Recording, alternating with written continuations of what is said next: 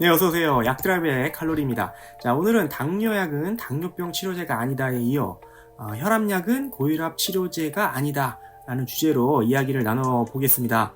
혈압약을 처음 드셔서 걱정이 많으신 분들이나 혈압약을 이미 드시고 계시는데 열심히 복용을 하시지만 조절이 잘 안 되시는 분들에게 드릴 말씀이 있어 영상을 준비했습니다.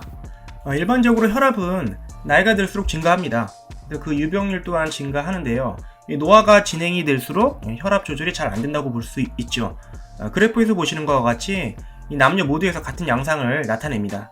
특히 이제 70대 이상에서는 거의 한 60, 70%에서 고혈압 증상을 가지고 있는 걸로 우리가 확인할 수 있습니다. 보통 건강검진 이후에 혈압이 높다는 사실을 처음 알게 되고 혈압약을 많이 드시는 것 같아요. 요즘 특히나 이제 검진을 많이 받다 보니까 혈압약 드시는 분들도 좀 많이 생기시는 것 같고, 즉 증상이 별로 평소에는 없어서 미처 몰랐는데 검진 때 혈압을 재고 나니 혈압이 정상이 아니라는 사실에 깜짝 놀라신 거죠. 그래서 좀 당황하시는 분들도 굉장히 많습니다. 물론 안 드시는 분들도 있긴 합니다만, 그래서 처음 고혈압 진단을 받고 처방전을 받아 오시는 분들의 대부분은 이제 처방 일수가 길지 않습니다. 계속 드시던 분들이야 보통 한두 달 받으시지만, 이제 처음 약을 드시는 분들은 약이 잘 맞는지, 너무 떨어지진 않는지, 부작용은 없는지 이런 등등을 확인해야 하기 때문에 보통 한 1, 2주 정도 복용하시고 다시 병원에 방문하라고 하죠.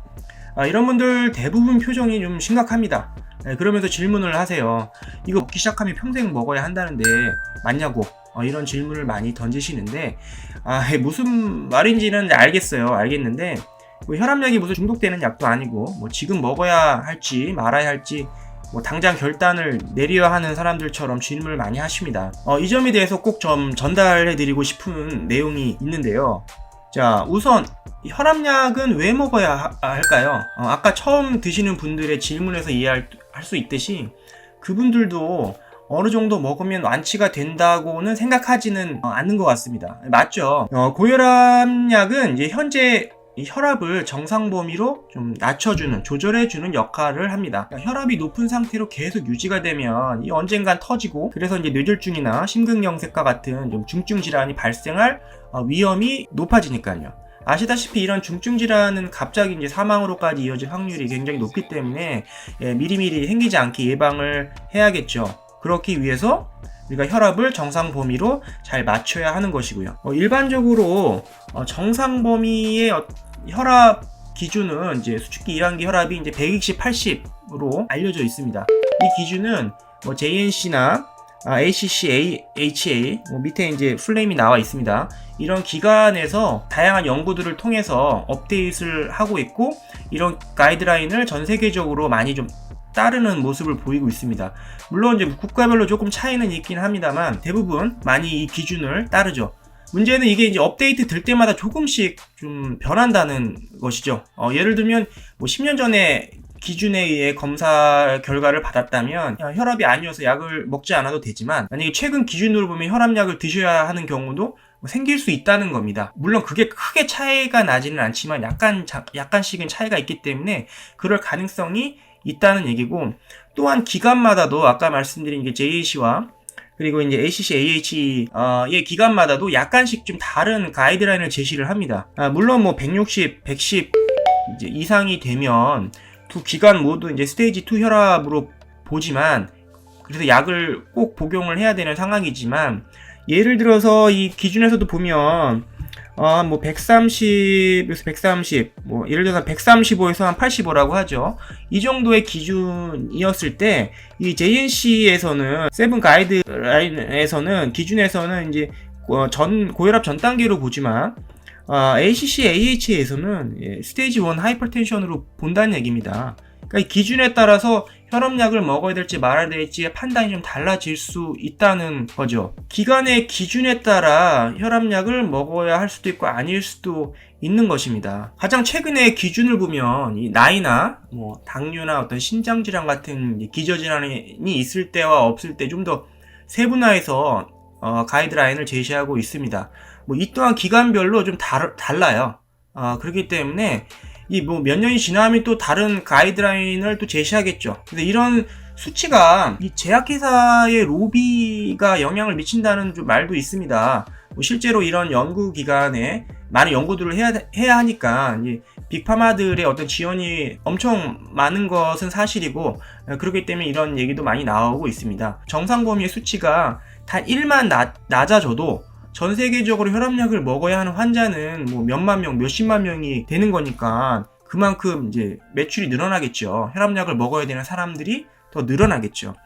뭐 아무튼 이런 가이드라인을 통해 이제 제가 드리고 싶은 말씀은 120, 80이라는 숫자에 너무 예민하게 받아들이실 필요 없다는 겁니다. 뭐 한 10에서 20 정도만 뭐 높게 나와도 이거 뭐 큰일 생긴 것처럼, 세상 다 사신 것처럼 걱정하실 필요가 없다는 얘기입니다. 또 하나, 이게 한두 번 측정한 결과만으로 이 고혈압이다 아니다 판단하기는 어렵고요. 여러 번 측정을 해서 조심스럽게 약물 복용을 결정하고 시작하셔도 좋을 듯 합니다. 뭐 아주 높게 나오는 경우가 아니라면 일상적인 생활을 하다가도 뭐 운동이나 뭐 스트레스 여부에 따라서 몇십씩은 오르락내리락 하거든요. 기계에 따라서 약간의 오차가 발생할 수도 있고요. 뭐 어떤 분들은 병원에 와서 재면, 집에서는 괜찮았는데 병원에 와서 재면 긴장을 많이 하셔서 높게 나오는 분들이 항상 계십니다. 예, 그런 경우도 흔히 보게 되는데, 자, 일반적으로 혈압약은 심장을 좀 조절하는 약, 그리고 이제 혈관을 좀 이완시켜주는 약, 또는 이 이뇨작용을 통해 혈압을 좀 조절하는 약, 크게 세 가지로 구분을 합니다. 모든 혈압약은 약간의 차이는 있지만 이 세 가지 범주 안에 다 들어간다고 보시면 되고요. 그래서 처음에 이제 이 중 한 가지 성분의 약을 드시게 되죠. 그러면 이제 조절이 잘 되지만 나중에 이제 두 가지, 세 가지 이 복합적으로 혈압약을 드시게 됩니다. 뭐 최근에는 세 가지 성분이 한꺼번에 들어가 있는 약도 나와서 본인들은 혈압약 한 개 먹고 있다고 말씀을 하시지만 정작 보면 세 종류의 혈압약을 동시에 드시는 분들도 굉장히 있고, 이런 사실을 알려드리면 꽤나 좀 충격을 받으시는 분들도 있더라고요. 자, 다시 말하면 혈압이 높아지는 원인은 심장과 혈관의 기능에 좀 문제가 발생을 해서인데요. 사진으로 보시는 것처럼 이 재래식 펌프인데요. 사용해 보셨나요? 저는 어렸을 때 시골에 가면 사용해 본 적은 있는데, 자, 이거를 심장이라고 우리가 생각을 해보죠. 펌프질을 통해서 이 피스톤 운동을 통해서 힘차게 이제 물을 나오게 해서 뭐 호수가 연결이 되어 있거나 뭐 양동이 같은 거를 받게 되면 이럴 때 이제 담을 수도 있고 멀리까지 보낼 수도 있겠죠. 이런 펌프의 어떤 피스톤 운동 조절을 잘 못하거나 아니면 호수가 연결된 호수가 이제 좀 노후돼서 탄력을 많이 잃은 상태이거나 하면 결국 호수가 이제 압력을 견디지 못해 결국 터지고 마는 거죠. 우리 몸에 아까 말씀드린 심근경색, 뇌졸중 이런 것들이 다 이거와 같은 상황이라고 보시면 됩니다. 자, 그래서 혈압약을 열심히 매일 일정한 시간에 꼬박꼬박 챙겨 먹으면 과연 고혈압은 치료가 될까요? 즉 완치가 돼서 약을 끊을 수 있는 날이 올까요? 혈압약은 아쉽게도 그 혈압을 정상 범위로 일시적으로 약을 먹는 동안에만 유지를 시켜주는 그런 역할만 하는 것이지 결코 이 치료를 완치를 해주지 못합니다. 혈압이 많이 높은 사람은 좀 강한 혈압약을 먹어야 하는 것이고, 혈압이 약간만 높으신 분들은 약한 혈압약만 먹어도 고혈압 증상이 정상 범위로 유지가 되는 것이죠. 자, 그러면 다시 아까 이제 질문을 살펴보겠습니다. 그러니까 혈압약 처음 드시는 분들이 저한테 이게 평생 먹어야 하는지 질문을 하시면 저는 잘 모릅니다라고 대답을 합니다. 처음에. 그리고 나서 이제 설명을, 방금 제가 이제 드린 설명을 환자분께도 똑같이 설명을 드리죠.